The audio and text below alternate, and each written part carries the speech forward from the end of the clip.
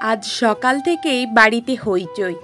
রূপাকে দেখতে আসছে ছেলের বাড়ির থেকে। বাবা সেই মানিকতলা বাজারে গিয়ে খুঁজে খুঁজে ইলিশ মাছ কিনে এনেছে। মেয়ের থেকে শুনেছে হবু জামাই নাকি ইলিশ খেতে খুব পছন্দ করে।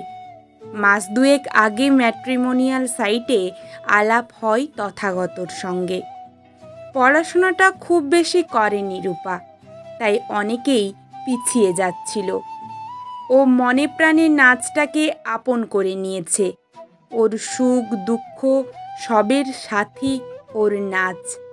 তাই তথাগত যখন বলল যে ও চায় বিয়ের পরেও রূপার নাচটা চালিয়ে যাক, তখনই রূপার ওকে পছন্দ হয়ে গিয়েছিল। তথাগত ব্যাংকে চাকরি করে। জামাইয়ের মধ্যে যা খুঁজেছিলেন সব পেয়েছেন রূপার বাবা। ছেলের বাড়ির থেকে আজই প্রথম দেখতে আসছে রূপাকে। যদিও ফোনে কথা হয়েছে ছেলের বাবা মার সাথে, তাদেরও মত আছে আজ একেবারে দিন পাকা করে যাবেন। বিকেল থেকেই সাজগোজ শুরু হয়ে গেছে। সবাইকে দেখে রূপার একটু টেনশন হচ্ছিল। তথাগত বেরিয়ে রূপাকে SMS করে দিয়েছে আর লিখেছে, can't wait to see you. SMSটা দেখে রূপার মনটা যেন একটু শান্ত হলো। যথাসময় তথাগত আর ওর বাবা মা এসে গেলেন। কিছুক্ষণ বাদেই রূপার ডাক পড়ল। তথাগতর মা পাশে বসালেন রূপাকে আর আদর করে বললেন, শোনো, তুমি আমার বৌমা নয়, আমার মেয়ে হয়ে থাকবে। কিছুক্ষণ পর রূপার বাবা বললেন, তাহলে বিয়ের দিনটা পাকা করা যাক, কি বলুন? তথাগতর মা তখনই বললেন, হ্যাঁ নিশ্চয়, কিন্তু তার আগে আমাদের একটা কথা ছিল। দেখুন, আপনারও এক মেয়ে আর আমারও একটাই ছেলে, ওদের জন্যই তো সব কিছু, তাই না? তাই আমার ছেলের নামে একটা দোকান রেখেছি। ওর বাবা এখন চালাবে, পরে আমার ছেলেই দেখবে। ওটা নিতে ওই 10 লাখ মতো লাগবে। না না, আপনাকে পুরোটা দিতে হবে না, ওই 5 মতো দিলেই হবে। কথাটা শুনেই চমকে গেলেন রূপার বাবা।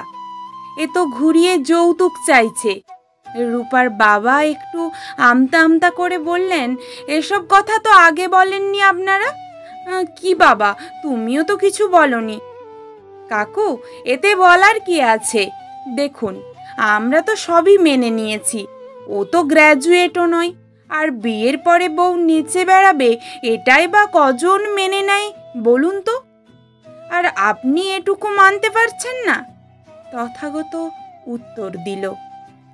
রূপার বাবা কিছু বলতে যাচ্ছিলেন, কিন্তু রূপার মা থামিয়ে দিলেন। চাপা স্বরে বললেন, তুমি আর না করো না। মেয়ে এতদিন ধরে মেলামেশা করেছে, মনে মনে ওকে নিজের স্বামী মেনে ফেলেছে। এখন বিয়ে না হলে ওকে সামলাতে পারবে যদি কিছু করে বসে। এতক্ষণ রূপা শুনেছে সবই, কিন্তু কিছুই বলেনি। বাবা ওর দিকে তাকালে ও বলে, দিয়ে দাও বাবা, আমার খুশির জন্য রাজি হয়ে যাও। ওর বাবা অবাক হয়ে মেয়ের দিকে তাকালেন। তারপর দীর্ঘশ্বাস ফেলে বললেন, ঠিক আছে। তথাগতর মাও মুচকি হেসে মনে মনে ভাবলেন, না রাজি হয়ে আর উপায় আছে? মেয়েটাকে ভালোই হাত করেছে আমার ছেলেটা। হঠাৎ রূপার প্রশ্ন, কাকিমা, রসিদ দেবেন তো? কি? কিসের রসিদ? ও মা, কিসের রসিদ মানে? 5 লাখ টাকা দিয়ে জিনিস কিনবো, রসিদ দেবেন না? কি বলছো? দোকান ওর বাবার নামে কেনা হবে। রূপা বলল, দোকানের কথা কে বলেছে? আমি যে জিনিসটা কিনছি তার কথা বলছি। আপনার ছেলে। পাকাপোক্তভাবে কিনবো, GST বিল দেবেন কিন্তু। আর ওয়ারেন্টি কত দিনের? তথাগত রেগে গিয়ে বলল, কিভাবে কথা বলছো তুমি আমার মায়ের সঙ্গে? এমা, আমি কি বললাম? আর শোনো, যাবার আগে আমাদের থাকার ঘরটা দেখে যেও। বিয়ের পর তো তুমি এখানেই থাকবে। আমি থাকবো এখানে? তথাগত রেগে গিয়ে বলল।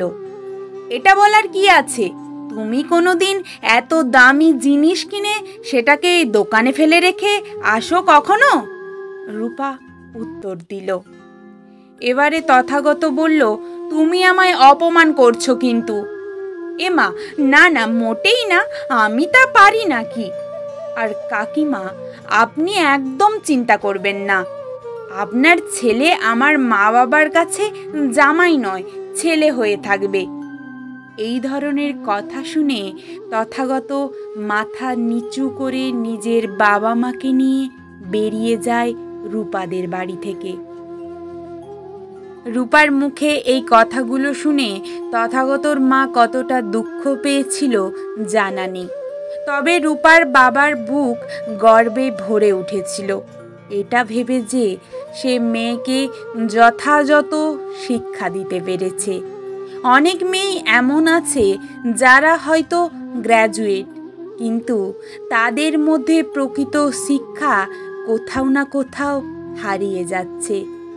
যদি রূপার মতো সমাজের আরও 10টা মেয়ে এই একইভাবে উত্তর দিতে পারত, তাহলে হয়তো সমাজ থেকে পণ প্রথা নামে এই নোংরা বিষয়টা অনেক আগেই উঠে যেত।